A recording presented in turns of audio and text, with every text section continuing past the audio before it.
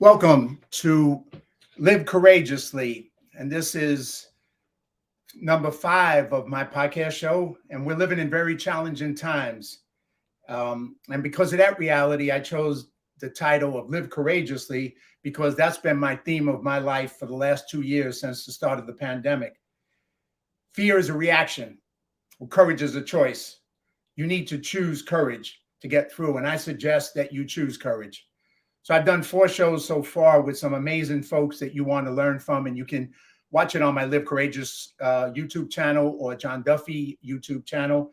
I spoke with my first guest was Eileen Gruber, an actress, a producer, a writer, a activist in the disabled movement in Hollywood. The second person was Maurice Termite Watkins, a boxer, almost a world champ, a trainer of boxing with kids. And he ended up from Houston, Texas. He ended up taking Iraq to the Olympics in 2004 during the worst time of the war. And we're in a partnership to make the story of his life called They Call Me Termite. The third guest was G. Anthony Joseph, originally born in Trinidad. He's an actor, a producer, a martial artist, an inspirer. And he just gave us some amazing stuff on discipline, focus, and how you live a powerful life. And then the last one that I've interviewed before this show was I did a 2-hour with Jason Cisneros, who is so many things. I can't even get into them, but a motivator, a speaker, an author, a warrior against sex trafficking among children, a business turnaround specialist, and on and on and on. So I spent 2 hours with him. All of them are up on the YouTube channel. So get a chance, go see Live Courageously. And the people I'm going to be introducing to you on this show chose courage in life, and they chose not to retreat in life in general, but also during the pandemic. So when I began planning this show, I originally had 40 plus courageous friends of mine that I planned on interviewing. It has now grown to 65 and is continuing to grow. So I'll introduce them to you one every week and have great conversations with them. Hope you join us. And I'll believe that you'll be inspired by my guests. So today, let me introduce you to another amazing person, to someone, a good friend, Ron Weinreich. And Ronnie is an Israeli-American artist, an entrepreneur, a leadership development expert based between Israel and Los Angeles. Born in Israel, raised in the United States, he served in the Israeli Defense Force as a tank commander when he was injured in a war between Israel and Lebanon at the age of 20. Ronnie rehabilitated himself, went to business school, became a famous performing and recording artist, and we'll get to play one of his songs today that I particularly really love. And parallel to his musical endeavors, he has cultivated what he calls his alter ego as a transformational business consultant and leadership development expert for one of the world's most extraordinary business consulting firms, Mark Kamen and Associates. Okay, that's just the Cliff Notes version. But he is all that, and he's so much more.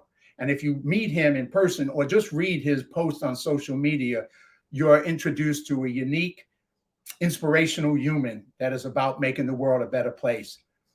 Ron has a saying that captures, I think, a little bit of his life and philosophy. And he says, you get to say how your life goes. So as I step forward, let's welcome my good brother, Ron, to Live Courageously. All right. Welcome. How you doing, Ron. JD? It's so good to see you, man. It is so fantastic to see you. It's been way too long, man. It's good to see you. Always. Well, I always like to start out the show with 2 things. And the first one is just because it's friends of mine and you're a dear friend of mine, is where did we first meet and how did we connect? Because a lot of times it just lets people know how an event can make a connection for a lifetime and can make a brotherhood for a lifetime. So if you remember, if you don't, I remember very vividly our first meeting, but I'll throw it to you first. I think that we met at this event in Hollywood, if I'm not mistaken, in Hollywood in Los Angeles, right? It might have been either like a screening event of some kind of like veteran film screening event, right? You got it. That's what it was. Yeah. And then, and I remember us, they were getting drinks down in like a basement or something like that. And then at some point, the most important part of that evening, though, was that at some point we kind of went outside to the street. It was late at night already, and and we were just hanging on the sidewalk, and getting to know each other. And I was getting to know, you and your background was blown away, of course. And just from here to there, it's like we say, birds of a feather flock together. And very quickly, within a few sentences, you know who you're dealing with. And if this is a person, that kind of like I align with ideologically or not. And when I say ideologically, I don't necessarily mean, it doesn't necessarily mean politics. I mean, sometimes, it's like an ideology of what humanity means to you or what it looks to you. And I think really quick, we kind of connected. Well, all of the above is true. I mean, it was it was a cold night in Hollywood. We were at it was a film festival with military veterans, and that's what all the films were. So I knew a bunch of the people there. But you came in, and I remember when we met inside and went outside, it was freaking freezing outside, and yet we just hung out for at least an hour after it was over, and the conversation just kept going and going and going. And unfortunately, at that point, it got to a point where we had to end the conversation, but I didn't want to, because there was just so much I was learning about you. And like you said, that connection, that we had something in common, that bond, that you just feel it, what it is. And that's led to other times that we got a chance to get together. And, for me, it was you invited me to a Shabbat at your place in Hollywood. And that was a great evening, meeting some of your amazing friends. And that just kind of cemented it for me, our friendship and bond even further, and then there was a couple of things that you wanted to do with me that we never got to do because life kind of threw a thing. I don't know if you remember both of them, but both of them were things that you suggested to me, and I wanted to do both of them. And someday we will at least do maybe one or two or whatever. But if you remember those, I would just like to share it, because it kind of gives a little insight to who you are, the kind of person you are, and why I resonate so highly with you. Go ahead if you want to share them. I don't want to. I might be thinking of something else. And well, maybe that's good too. I don't know. I'll throw it to you. You get one, I get one. I don't know. If you remember either one of them, and if you don't, just say I don't. I think one of them. I think one of them was like was a fund that I was raising money for, called the Healing Dove Children's Fund, right? And I already yes. Yeah. That wasn't the one I was thinking of, but that was one that I wanted to talk to you about. So let's start there. Let's okay, because it takes us an insight into who you are. That also impressed me was that thing when you started telling me about that and what you did. So why don't you share that and what your work was and what you were attempting to do with that? Well, it's really great that you're bringing this up, because I thought about this a few weeks ago. And so I'm one of these guys that anyone who knows me knows that I'm always up to all kinds of stuff, and I'm always kind of like starting this project or doing that, and I'm even too much to an extent, even all over the place to an extent, always busy doing this and that. So the Healing Dove Children's Fund was actually an organization that I founded while I was out in LA. And the idea was, was just looking at what can really make a difference in the Middle East, but something that would be really out of the box, really kind of extraordinary. Like you said in the intro, in the bio that you were, reading about me, was that I was injured as an IDF soldier. I was a tank commander in the Israeli Defense Forces. And I grew up in the United States, but when I was a teenager, I came to Israel, and then I did high school, and I went to the military, and I had the time of my life in the military. It was the most empowering, most powerful thing I've done in my life at the time. And,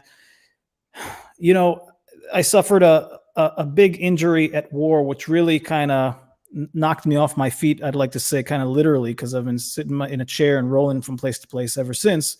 And because I suffered a spinal injury. And there's kind of the whole thing in the Middle East is one hell of a phenomenon, man, because it's one of those conflicts that the greatest minds in humanity have all tried to tackle this thing, and probably thousands of books were written about it, and every school of diplomacy and in every university on the planet has studied this and debated this. But at the end of the day, no one has come up with the whatever is going to make it work here. It's like the ultimate conflict, and I was kind of inquiring one day to, what could make a difference, and no matter how I spin it, I have no answer. I just don't know, and frankly, no one knows. No one knows what's going to make a difference in this whole thing. But the only thing that I do know is that it kind of bothers me that kids get messed up. Children get messed up because of the conflicts of grown-ups, because it's like, what did they do? They didn't do anything. I mean, I get around in a wheelchair, and I'm actually pretty fine with that, because even though I was a young guy, I still had a mind that I could think with, and I went to a war, and I wanted to go kill bad guys and blah blah blah, and I suffered the consequences. Here I am, big deal. Like, and I really, thank God, I don't have issues about that, because you take risks. Sometimes you win some, you lose some. This is it. This is life. Like, welcome to your life. But the kids, they're kids that they get blown up or maimed or left however they're left, without families, without parents. And that really, even with what's going on in Ukraine right now, you really get messed up when you see the kids. It really messes people up. So I wanted to start this foundation, which was the only idea of it would be, let's raise money and see if we can get kids from both sides and who were injured in some capacity, and to bring them to Israel and to really rehabilitate them, to put them through like a really strong, powerful rehabilitation, physical and emotional and mental rehabilitation program that would fill their hearts, and bridge between the two sides. Because if you think about it, a kid that would be disabled, whether it's emotionally or physically, in this conflict, would pretty much hate the other person for the rest of their life.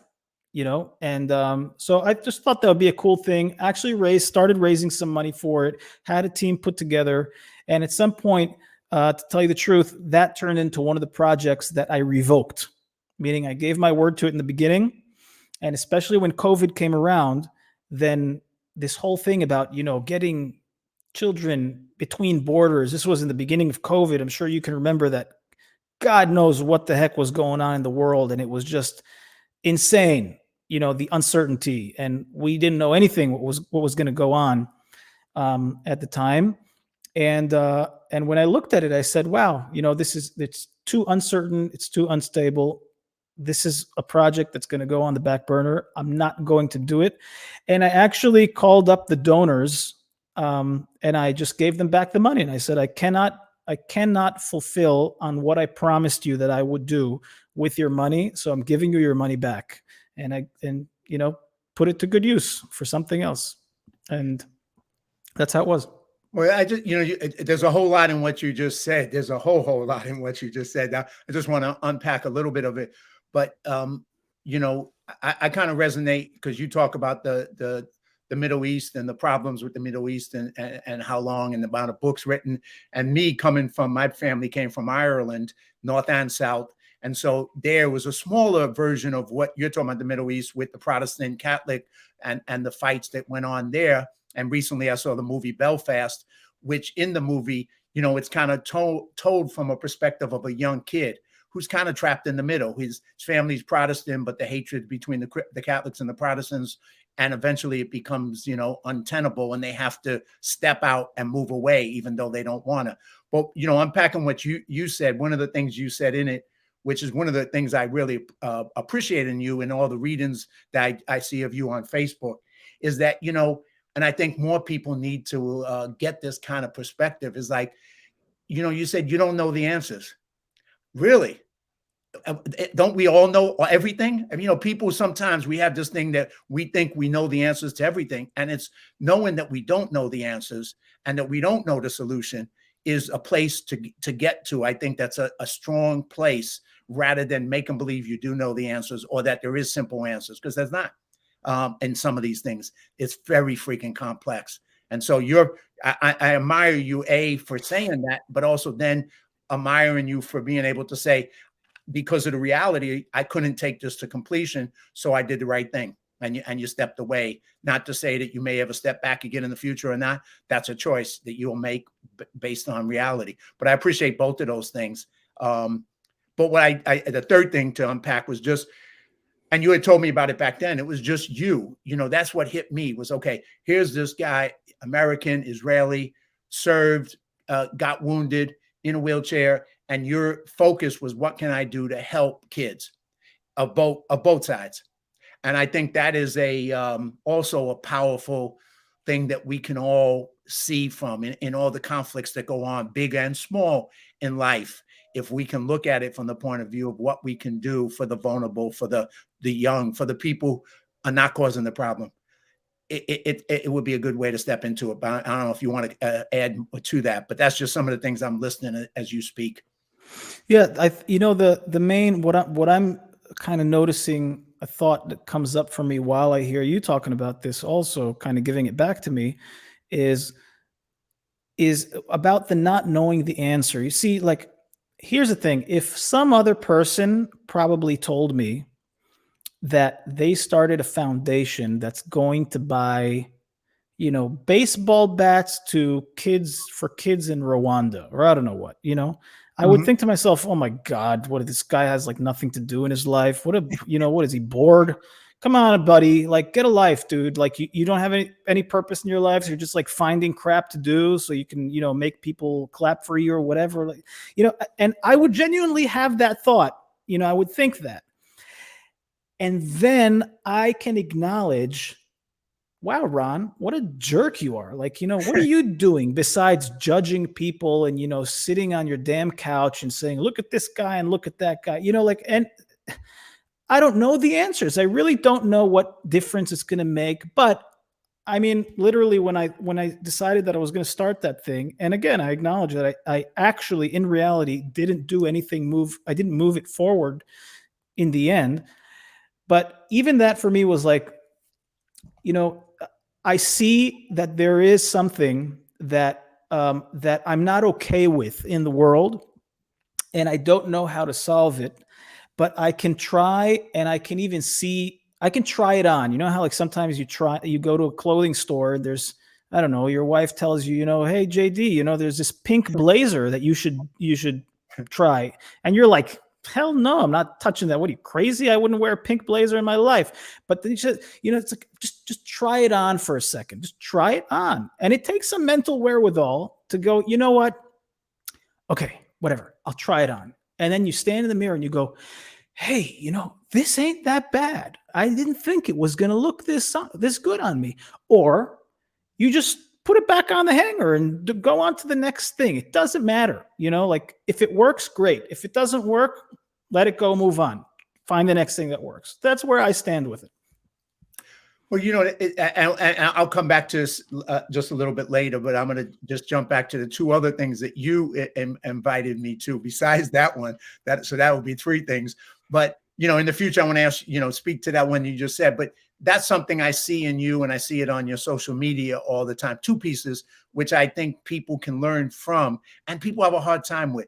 One is being able to say what you think, and then say, well, think about it again and say, yeah, I was being a jerk here, or maybe I was wrong here. That self-questioning, that ability to have self-questioning, and I'll come back to that with you too, and then the willingness to try things on, and whether they go or they don't go. Both of those things are qualities that I think people can learn from you, but can learn in life as well.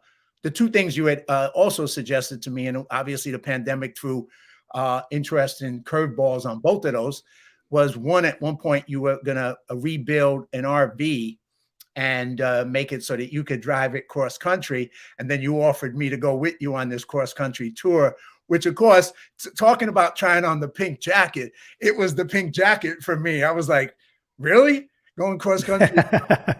This is interesting. Not something the kid from the Bronx would do normally. No. But you knew that, but you offered it, and then of course I did think about it a second time, and I went, "Damn, that would be a great adventure." And of course, I wanted to do it. And I know you started down the road, and then things got thrown in the way again. And then the same when you went to Israel and you moved down to Israel, you invited me to come and spend some time with you down there, which that was something I was like, yeah, I'd love. I've never been there. That would be a real learning experience for me and a growth experience. So I wanted to do that. And of course, then COVID put the kibosh on that and you couldn't go to travel into Israel. But anyway, those are three different things that you kind of threw out there into my life that, all of them were things that kind of caught my interest. Well, the RV is still happening. The RV project is being built right now in LA. And the intention is that by August, it'll be, it's pretty much for just everyone to know. It's an RV that I purchased we gutted it, took everything out of it and turning it into a wheelchair accessible RV that has, like an elevator, like a lift to it and the whole thing, so that eventually we can, rent it out and have RVs that are available to people who have some kind of physical disability or kids with a physical disability that they actually, I learned, unfortunately, through my own experience, that once you are in a chair, once you have some kind of disability, or even, people who are elderly, then suddenly the great outdoors is, you're confined to pavement. The great outdoors are no longer accessible to you because it really takes something to be, in those places. And if you're anything like me, when, there's nothing that connects me more to myself and more to God than just, sitting on some kind of vista in the middle of nowhere where I can't hear any cars and I don't see any people. And, that's just like, I wanted to make that available to people again. Well, I know when you told me at the time, it just sounded like such a great project. And I think, there we go. That's all right. A great project. And then, so yeah, August. Well, I'm as that period comes, I'm still on board for that journey down the road with you then. So that's a good one. And then, of course, I still want to get to Israel. And that's another journey I would love to go on and get a chance to be experience it through your eyes and be able to get your insights into a place that I know so little about in comparison, obviously.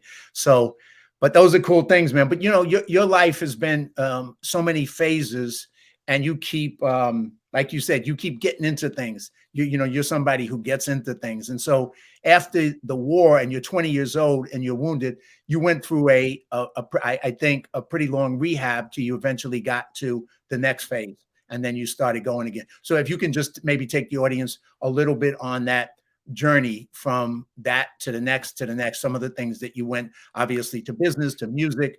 Take us through a little bit of your life journey as you went through it. Well, I'm going to just be brutally frank about this, okay? Because there's ways to talk about this kind of stuff that's going to be, really conceptual and really, really cutesy schmootsy or whatever. But I'm just going to be super straight about this. I went from being a hotshot tank commander, at the age of 20, who's like as gun-ho as it gets and, leading my men, in war. It was the most glorious time in my life, and I was very proud of it. And then suddenly a building collapsed on me and shattered my spine. And within a few days, found myself waking up in a hospital where I was I was like a bag of broken bones. I was physically capable, mentally capable, emotionally capable. And then it all just suddenly, came to a sudden, abrupt stop. And I had to be, they couldn't move me. Everything was super painful. I was, had to have what they call a sponge bath in my bed because they couldn't move me into a shower. You're naked all the time. People have to, in the beginning, it's like, diapers and you can't control anything. People have to put you in the shower. They have to put you on the toilet. You can't do anything by yourself. I remember one time where a physical therapist had to come by and teach me how to put my shoes on, I realized, like, God, everyone, it's kind of one of those things that you take for granted. I took it for granted myself. Think about it. You wake up every morning, right? And you think, I'm going to put my pants on, right? And what's the first thing you think about? I grab the pair of pants and I open it. I hold it like this, right? And I put like one leg in, and then I put my other leg in, and I pull it up, right? That's like me putting on my pants, right? Well, suddenly I couldn't do that anymore. So how in God's name do you put your damn pants on then? And someone had to teach me how to get dressed again, how to put my shoes on. And I remember feeling almost ashamed. Not almost. I felt ashamed. I felt like a baby. Like, oh my God, I'm like a giant, overgrown baby.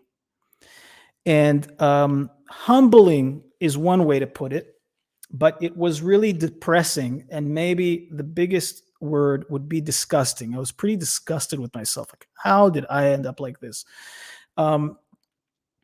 So it took a while until I actually, it took about half a year that I was in a hospital until I was finally released.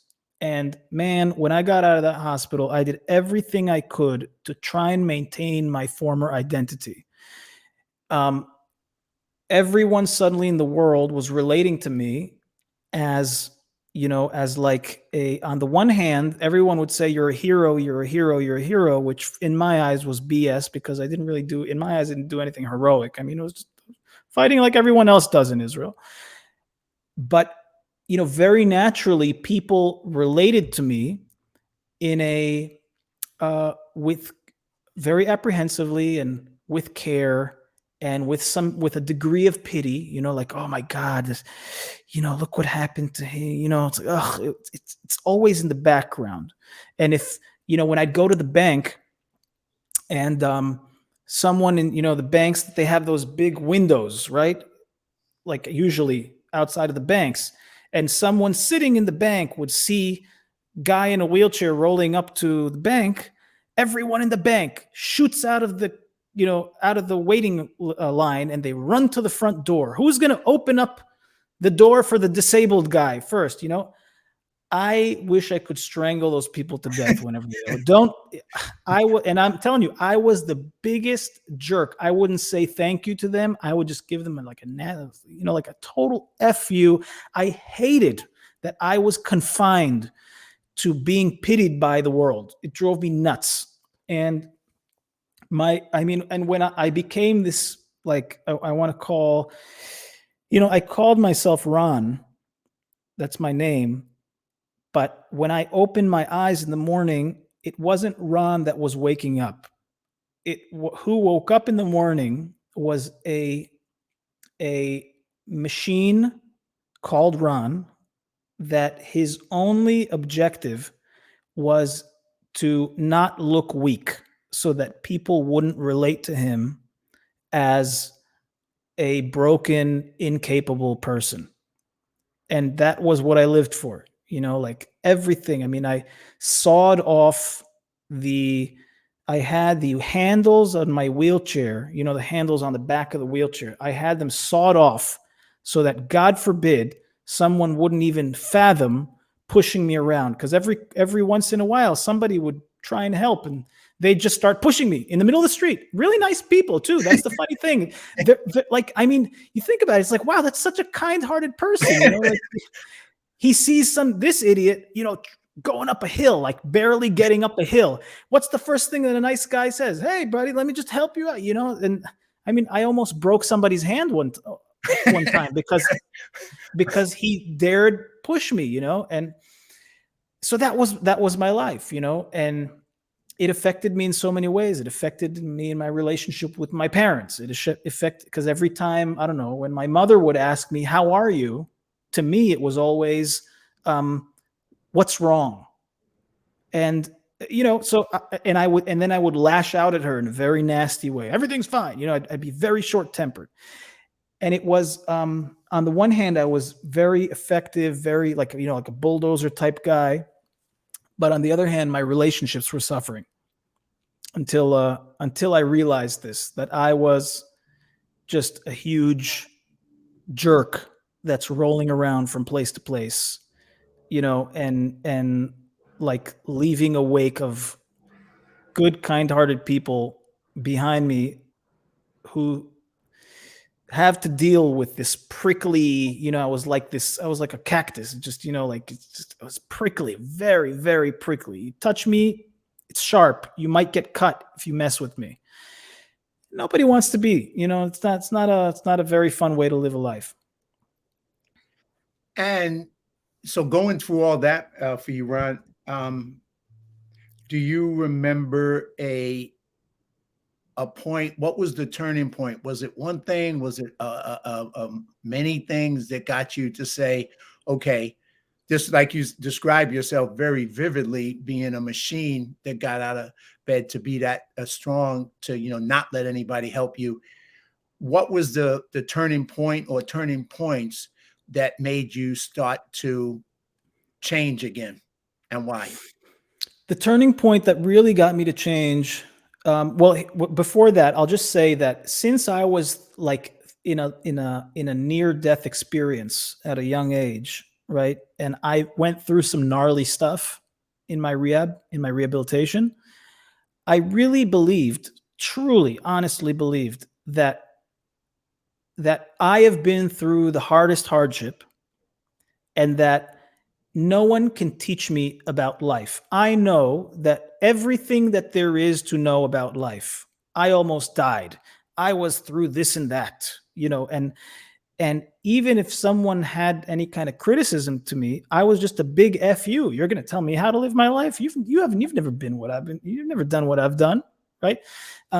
Until I reached, I fell in love with this amazing girl in LA, and to just put it very frankly, we had just a horrible relationship.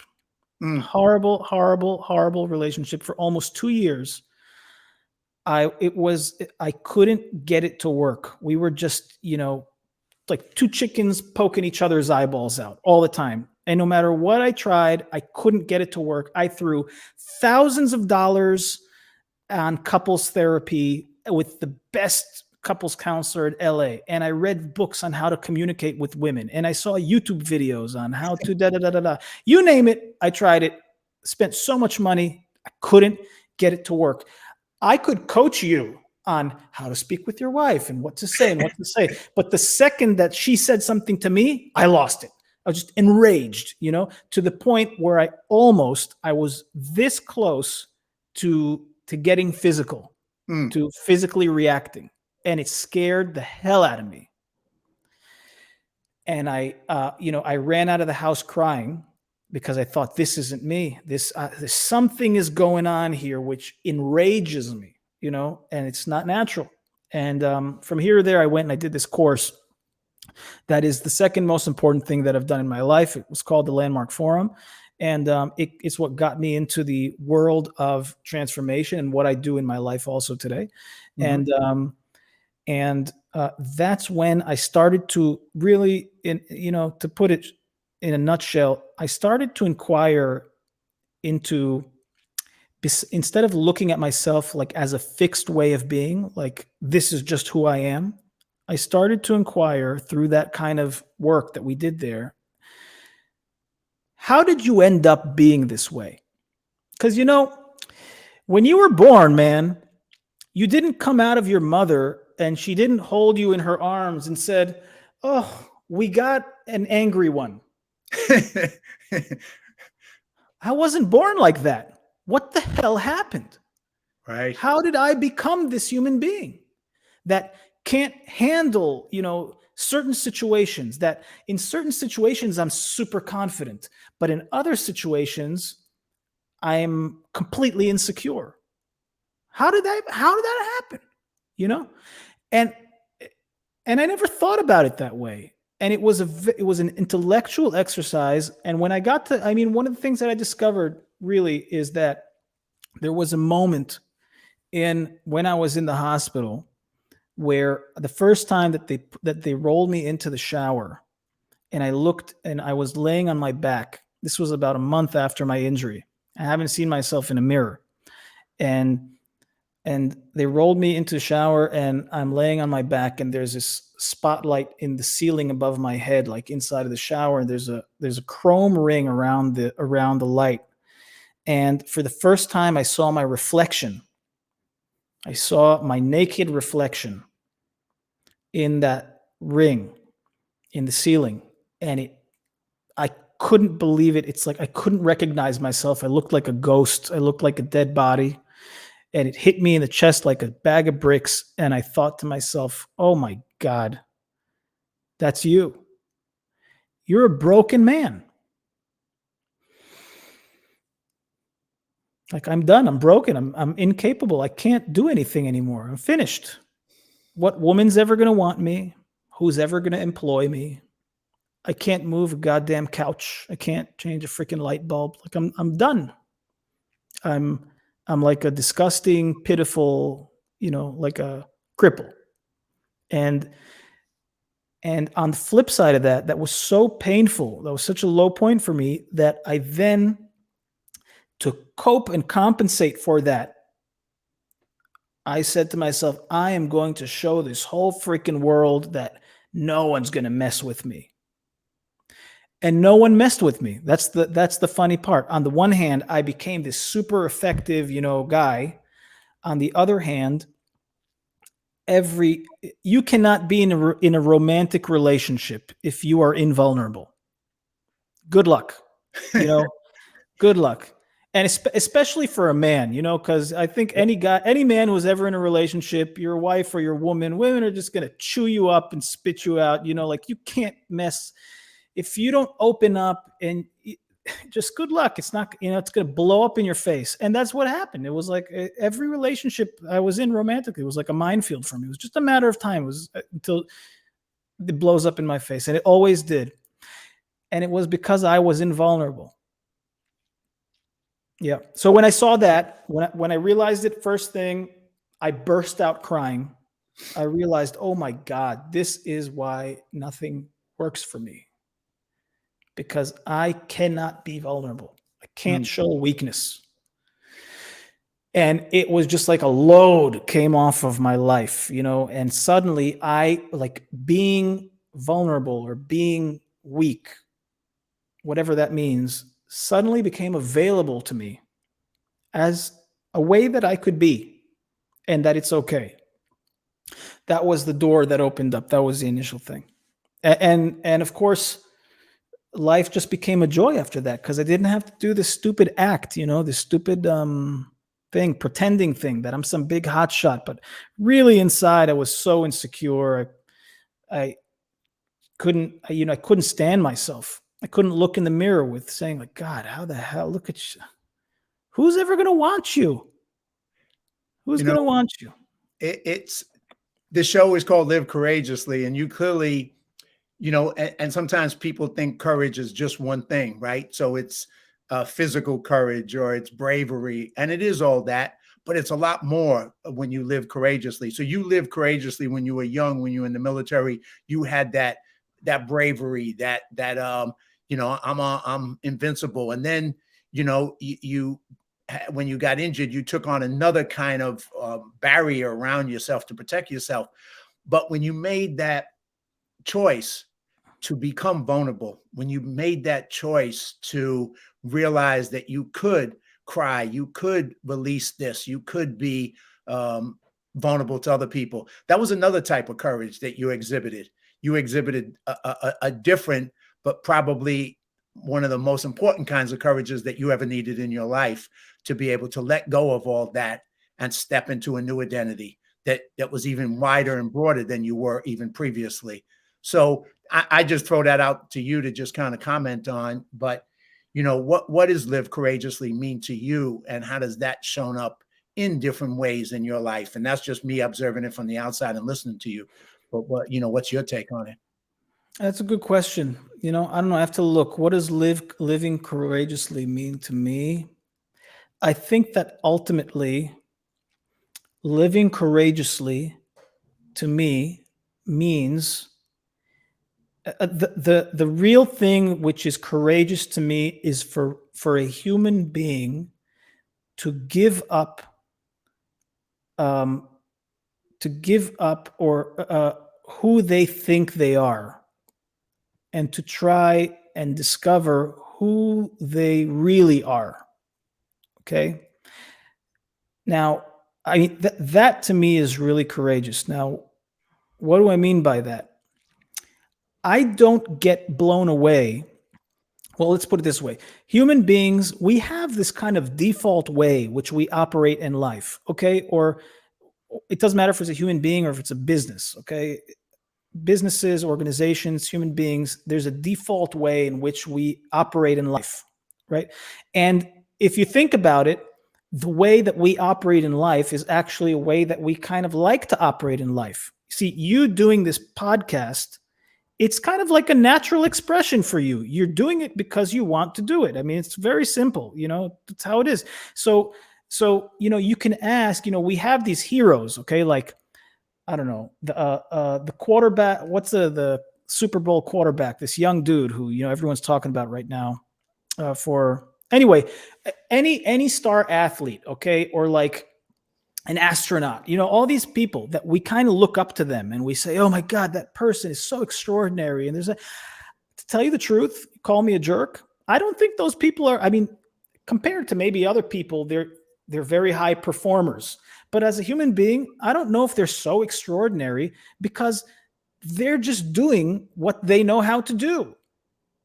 If you go to a rocket science, I have a good friend in LA who's a rocket scientist. Okay, he works for Lockheed Martin. He works on the jets for F-35s or God knows what. It's confidential, so I don't know what he does. But he's a rocket scientist, right?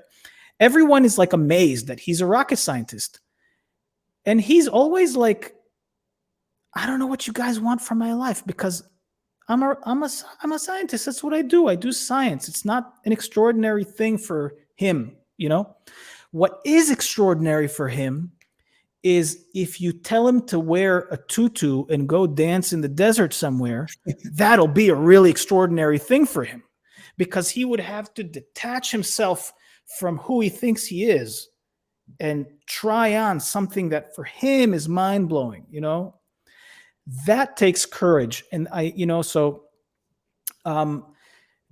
so when I bump up against something that doesn't work for me in my life, I ask myself, who am I really? Why am I getting so upset by this thing? God, I mean, 2 days ago, I was in my car listening to this radio show, and there was this political debate, and they intentionally brought this radio guy on who is he's like the most extreme left wing you could ever imagine. Okay. Which he was saying stuff. It doesn't matter if he was left wing or right wing. I mean, it was just extreme, right? And he was saying stuff that made me cringe while I was driving. And I put my hand forward to close the radio because I couldn't handle it. Couldn't handle it. It was so angry, And then I had my finger on the dial and I thought to myself, no. This isn't you, it's like handle it. He's saying stuff and you don't like it. It doesn't make you feel great. So what? Just handle it, because I come from a household which is a little more, like more on the right of center. So I don't have the tolerance to listen to this guy. No, I have the tolerance to deal with anything. When I was born with the tolerance to deal with anything in life. So I don't know, I might be babbling too much, but living courageously is the ability to doubt who you think you are and to try on something new. That really turns me on.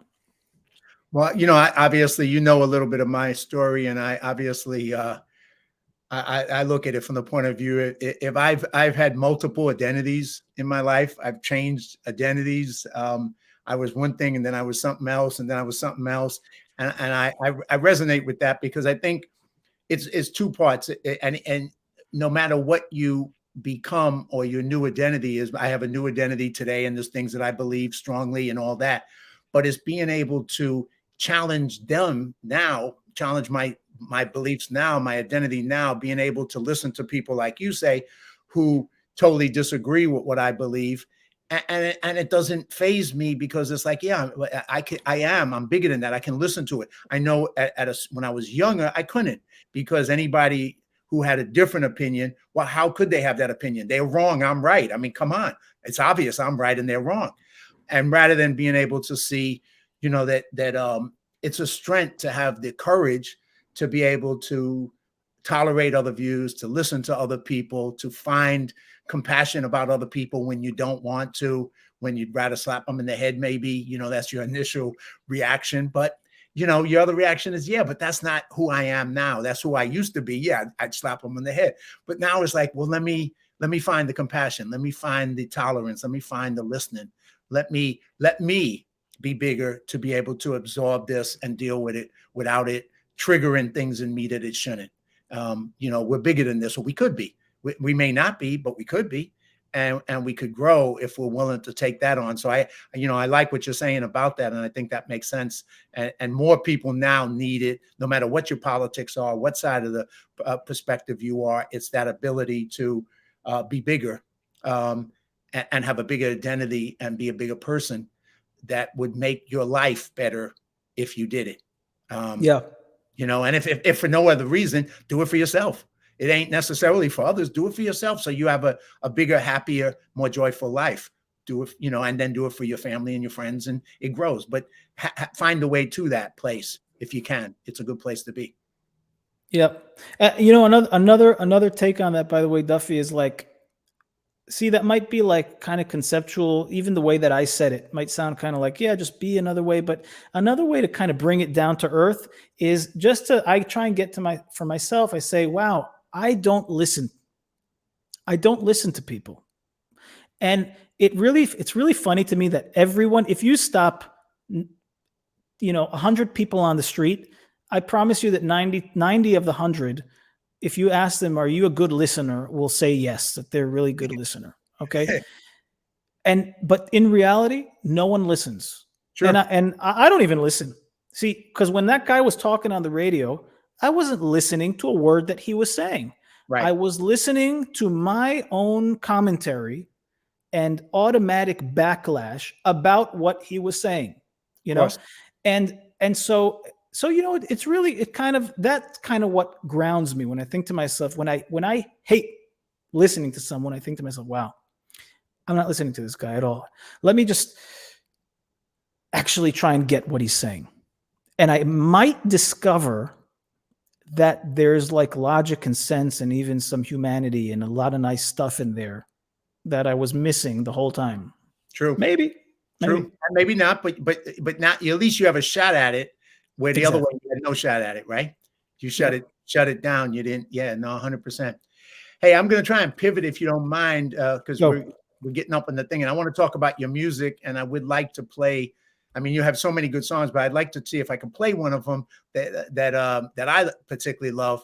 But I want to, if you would shine to share your music journey and what you accomplished in Israel and then worldwide with your music, and just a little bit about that journey. And then, if you don't mind, I'll play that one song for the audience, because I think it's just very cool. So let me stop. So at the end of business school, I was just finishing up my degree in business and entrepreneurship, and it's really amazing. Well, like probably one of the coolest business programs in Israel at the university that I was studying at, and there were auditions for, like, I guess you could. There was the biggest TV show, kind of like American Idol, but like Israeli Idol, and I went to auditions for that, and I got in, and I became a leading contestant on that show. Came to fame really quick, because that's what happens when you're on TV. It's unbelievable. And I had a really powerful year, really strong year in the Israeli music industry. Got very well known. And then I wanted to move to LA to do music in English. So for the last 8.5 years, that's where, that's how you and I met. I was living in LA doing music there, because that's where the global music industry was, still is, of course. And that's it, just creating music, performing all over the place, living the scene, and making music that I love. It was an amazing, amazing journey that is still going on today. And I today kind of live a double life. And I say that with pride. Many people know me for, like, lots of people know me for what I do outside of music, in the business and the transformative coaching world, and other people know me for my musical capabilities. And I kind of thread the two. I kind of like dancing at two weddings at the same time, and I love both things incredibly. And I do both things because I can. So, who says that you only have to do one thing? Exactly. Well, definitely not you. You don't say that. That's for sure. Hey, I'm gonna put up this picture from the song. Maybe tell us a little bit about it. Then I'm gonna try and play the song if the technology works good for me. Here we go. So this is the song. If you can see on your screen. Yeah. So if you can just mention a little bit about that, and I So know you this do is versions of it. yeah, this is the song's called Toda. Toda in Hebrew means thank you. And I wrote it. I released the single during COVID, in the middle of COVID, where, I mean, this was a song that was just kind of like downloaded one day. I was praying one day in my apartment in Los Angeles, and I'm telling you, like, the whole song just like bam came down in one piece. I went to the piano and I wrote the music to it, and it's just a song of gratitude to remember that at the end of the day, whatever's going on, wherever I am, just being grateful and saying thank you for everything, for the whole damn thing, for the whole damn thing. Um, I have to tell you real quick. I have a good friend from LA who had a heart attack and passed away about half a year ago. Okay, and he has a 15-year-old son, and his son came over to Israel for like a program because the kid's going through all kinds of stuff right now, and his son stayed over my house for the weekend, and I got to spend some time with him. And I was sitting on the couch, and the kid said, he brought me to tears. I almost started crying. Right? I told him, "Do other kids in school piss you off or something like that?" He said, "Oh, wait a second. The camera's going to come back on. Here we go." I said, "Do other kids in school, say stuff to you?" And he said, "Yeah, I was bullied a little bit." And he said, I said, "What did they say that pissed you off?" And he said, he told me one of the kids hates his parents, and he said that if his parents would die, he wouldn't care. Okay, this is like a 16-year-old kid. And I said, "How'd you feel with that?" And he said, "I was really angry, but I didn't say anything about it." And I said, "Why didn't you say anything about it?" And he's like, "I don't know. I didn't want to start a conflict." And I said, "How do you feel about it?" And he said, "Well, I'm actually really grateful." I said, "Grateful? What are you grateful about? Like, how could you be grateful that your dad suddenly died at the age of 15? And he said, "Well, I have another friend who his dad died at the age of 6. So I'm just so grateful that I got to be with my dad until the age of 15. Wow. Wow. And I was just like, I mean, I'm even tearing up right now. I'm like, my Mm. God, like, this kid was so there's always, you can actually be grateful for the whole thing, for all of it.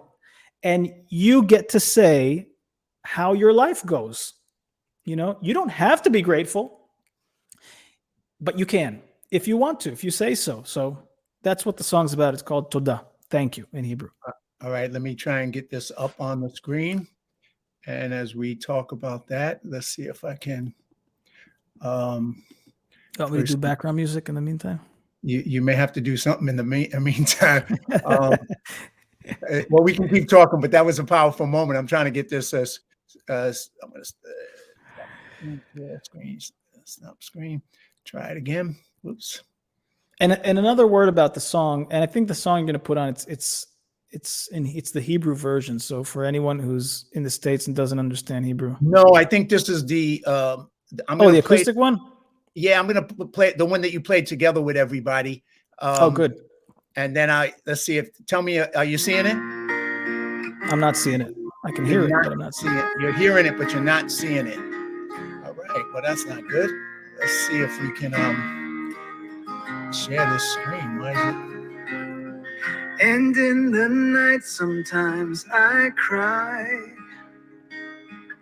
can't understand Seeing it There we now? go.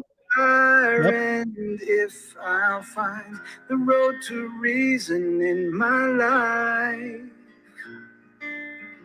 Keep standing at this door, afraid to step inside. And how the seasons change, That's my brother, by the way. like the dust Oh, on is it? barren paths, and people I wandering round. I love both versions still of it. I think disappointed I love the from Hebrew version past. better, but I love I've both got a versions. silent prayer that puts my feet back on the ground. It's all the way it's meant to be. I hear the sound. Toda, for everything you've given me. Toda, for everything you always give. Toda, for everything you give. Toda. Na, na, na, na, na.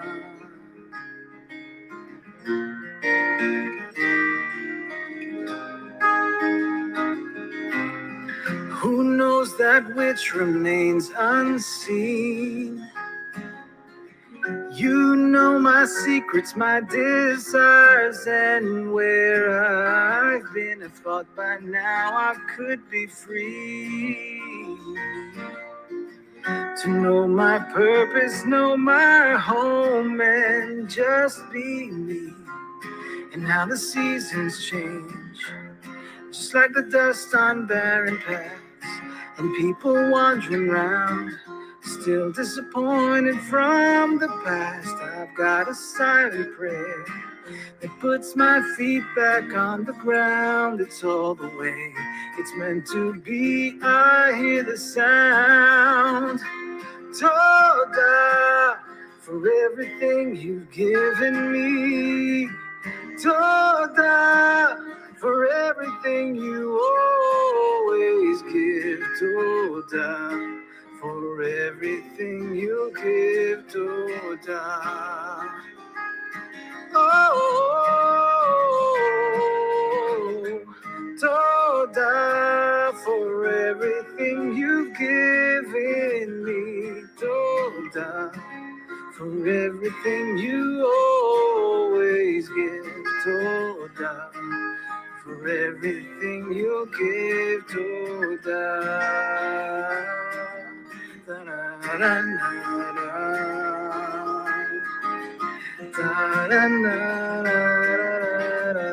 Da-da-da-da-da-da-da-da-da. 2, 3, and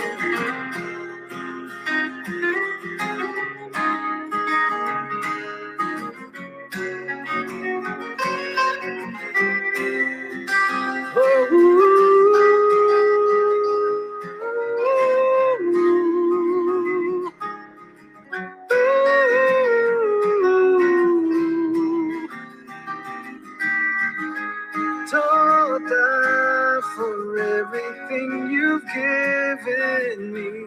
Toda, for everything you always give. Toda, for everything you give. Toda.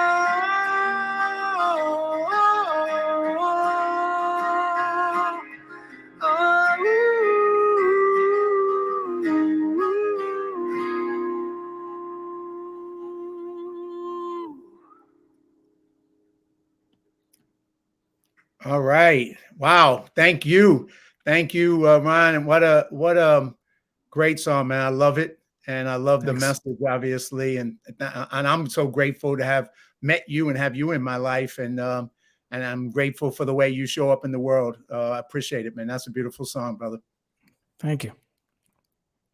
Thank you. And Thank you. coming close to kind of finishing up. So if you have any thoughts, but I'm going to just quickly put up this a little post of yours, which I think summarizes a little bit of your attitude. And you get to say how your life goes. I just love that too. And that just captures who you are. But anything you want to say, to wrap up, and also what's the future look like for you? Where are you headed? Obviously, you have two lives. You have the business and the transformational coaching. You have the music, and you obviously get into more things than you can handle, and I identify with all that as well. So, what do you have going forward, and what's next? Well, what's next? The things that I'm really working on right now at the moment. I mean, there's a bunch of stuff, but the two main things right now is on the musical level, there are a bunch of new songs that are going to come out this year, and anyone who wants to check out my music can find it, on whatever social media platforms. On YouTube, on Instagram, Facebook, and of course you can hear songs on Spotify and Apple Music. If you look for Ronnie W Music. It's RONNY W Music. Okay. And, or just Ronnie, RONNY space W on Spotify and Apple Music. So that's in the musical realm. And the other thing that I'm working on very heavily right now, which is really incredible and I love, we didn't get much talk about it here, is that I established the Israeli branch of Mark Kamen and Associates, which is a world-class, just one of the most incredible business consulting firms on the planet. And I mean, we work with over 100 companies at any given time. I mean, we've worked with everything from Boeing to Ford Aerospace to the FBI to, Wells Fargo and IBM and you name it, giant companies all the way down to medium-sized companies and startups. And any company or business that wants to have a transformation in their organizational culture or wants to train and develop their leaders to be just, the most extraordinary versions of who they really are, and to chisel away at those ways of being that, that don't work, and to chisel away at them so that performance could just explode. I'm talking from 100% to 500% leaps in performance. That's our craft. That's what we do. That's what I do in my business life. And I'm really excited to start that up here in Israel because, I mean, we need that more than ever here. It just brings people together and it brings prosperity, peace of mind, resolution, and satisfaction to many, many people. And of course, to get to that, anyone who's interested in looking more into that world, if you have a business or an organization, you want to talk about that, then you can go to our website, which is MKA, Mark Kamen Associates, MKA-world.com, www.mka-world.com. So mka-world.com, Yep. mka-world.com. So we'll have to do another show at some point, but this is the biggest problem Ron, with all this is when you go on and you got an hour and you're like, that ain't gonna happen. I mean, that ain't no way. So you have way too much life and too much lessons and too much wisdom and too much experiences. And just like, I love your social media because one thing I find is just, you're truly unique in the way that you take things on and you get into conversations with people and you challenge people and then you challenge yourself. And then you reverse what you might've said and rethink it and come up with a different perspective. And then you have a great sense of humor that comes across in that. So if anybody wants to catch some of that, those great insights that you share on Facebook and social media, that's also another place. Cause I always enjoy reading your stuff. It's always a blast. Yeah, you enjoy reading my stuff there, but the other half of the world gets pissed off when they read my stuff. But but that's okay. That is true. That is true. But that's another part of you. Maybe that's another identity because you provoke people, and in that provoking, some people can handle getting provoked, and some people can't. Unfortunately, I think it's healthier to be able, like I hang out with people, like when I'm on movie sets, my closest people, we spend the time making fun of each other. And we just goof on each other constantly, where, other people they watch it and they're like, well, how come you don't get offended? Because I love that person. He's just making fun. She's just making fun of me. We're doing the same out of love. And when you have that, humor doesn't make you get upset if somebody said something about you or your family. Look, we're having fun together. We love each other. And that's just one form of it. But people need to let go more and understand that, the best way we get to appreciate each other is to have that kind of back and forth with each other and not, you can't provoke me. I'm going to try and love you no matter what. You just can't that's just who I am. It's just not what I want to be. Yeah. And that's what I get for you. You do. I don't do provoking. You do it. It's kind of like a comic talent that you got, and it's fun to watch. I must say, it's fun to watch. I take it as I think it's important. I don't know, call me crazy, but I think it's important to provoke life because, to be an interruption, to interrupt people's lives, I think is a blessing, and if someone just wants to watch TV for the rest of their life, you bet your ass I'm going to want to provoke you because whoever's watching this, or this goes for any human being. Okay. The amount of difference and that you can make with your life and who you really are is so big that it's beyond, what's fathomable for you.